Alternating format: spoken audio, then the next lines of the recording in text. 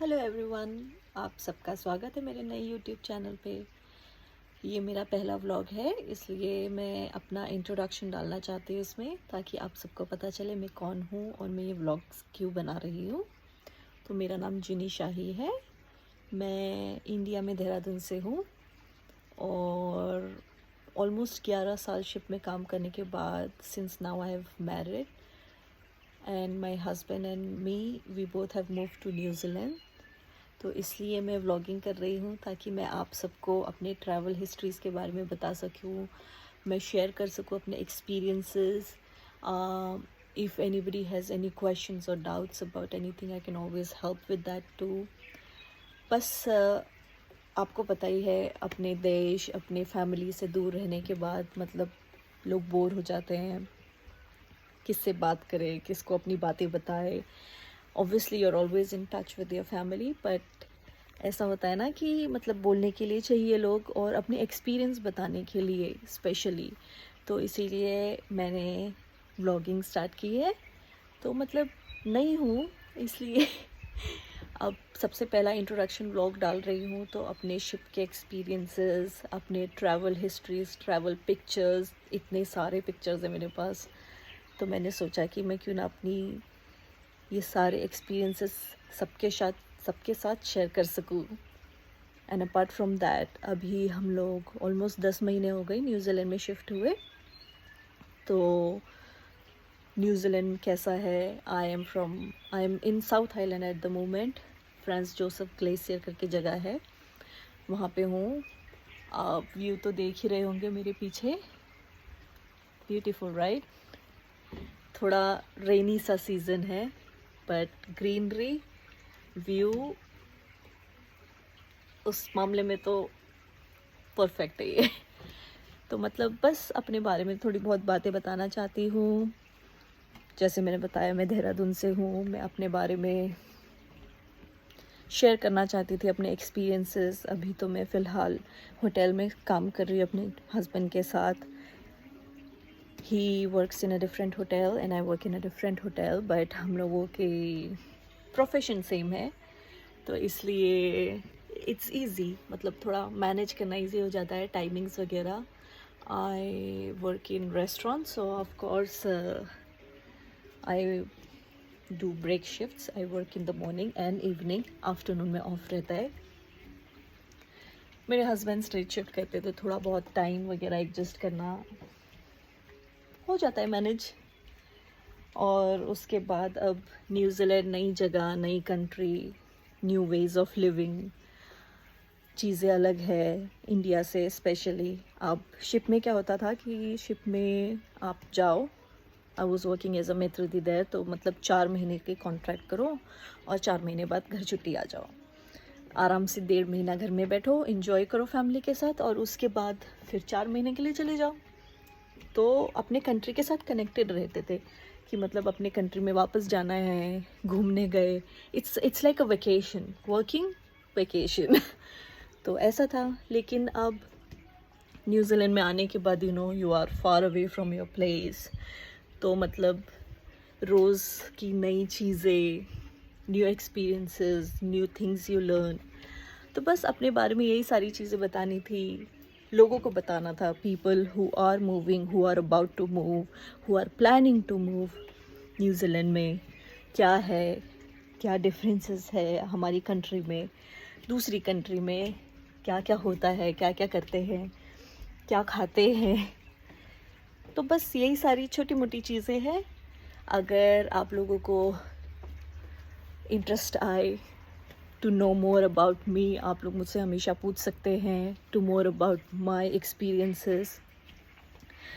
तो व्लॉग्स तो मैं डालती रहूँगी। अगर आपको पसंद आए तो प्लीज़ लाइक और सब्सक्राइब कर दीजिएगा, इट बी वेरी नाइस।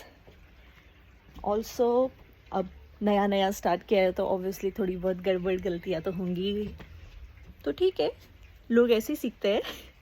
और सबसे बेस्ट बात तो यही है, जो मेरी मम्मी हमेशा बोलती है कि मतलब ट्राई करना चाहिए, बाकी देखते हैं जैसा भी होता है। इट्स ऑल अबाउट टॉकिंग, मतलब अगर लोगों को किसी को बात करनी हो, अब क्या रहता है कि मतलब हम जब अपनी कंट्री से बाहर रहते हैं तो हम लोग अकेले हो जाते हैं। तो लोगों को क्या लगता है कि मतलब अब बात नहीं कर सकते, चुप रहेंगे, अपने में मतलब कुछ करने को ज़्यादा नहीं है, काम पे गए, वापस आए, खाए पिया, सो गए। तो ऐसे में क्या रहता है कि you can share your feelings, your experiences, और कई बार ऐसे में you also make a lot of friends, which is the best part, right. मतलब लाइफ में तो यही सबसे इम्पोर्टेंट चीज़ है, to know more about people, to know more about your society, आप जहाँ रह रहे हैं। अभी हम लोग जिस जगह पे है, थोड़ा सा बताती हूँ। न्यूजीलैंड इंडिया से काफ़ी दूर है, यू नो। तो अगर आप ऐसे न्यू दिल्ली से फ़्लाइट लेते हो तो you have to take like flight from New Delhi to Singapore. 8 घंटे की फ़्लाइट होती है, and then depending upon which flight you are taking, आपको 2.5 घंटे का हॉल्ट रहता है। फॉर सिंगापुर से ऑकलैंड की फ़्लाइट होती है, ऑकलैंड या क्राइस्ट चर्च, इट्स मोर और लेस 10 आवर्स। और फिर 10 घंटे बाद वहाँ पे 2 घंटे का हॉल्ट होता है, और वहाँ से आप डोमेस्टिक फ़्लाइट लेंगे होकितिका के लिए। एक छोटी सी जगह है साउथ आइलैंड में जहाँ पे एयरपोर्ट है।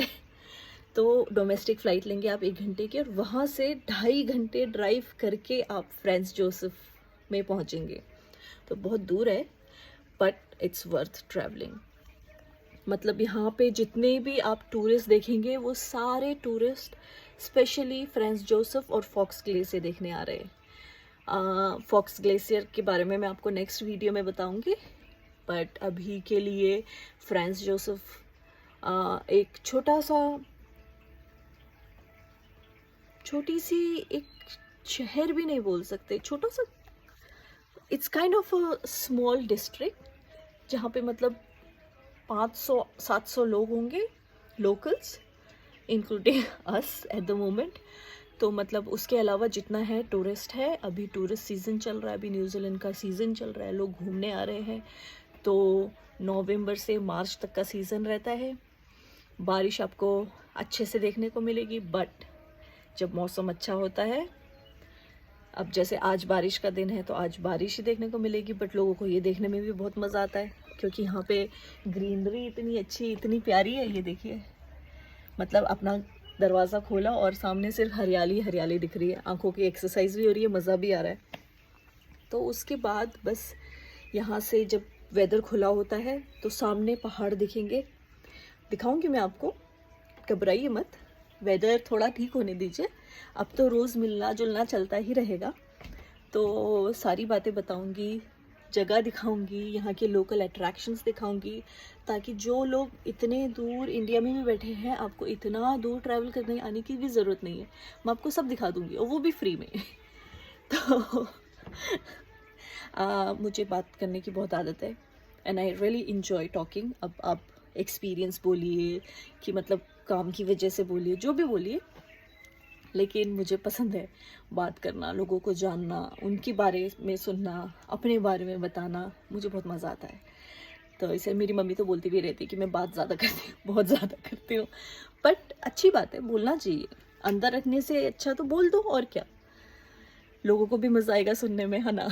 तो अब बताऊंगी आप लोगों को सारी जगह के बारे में, आसपास के बारे में, लोकल अट्रैक्शंस क्या क्या है, यहाँ पे लोग क्या क्या देखने आते हैं, सारी चीज़ें दिखाऊंगी।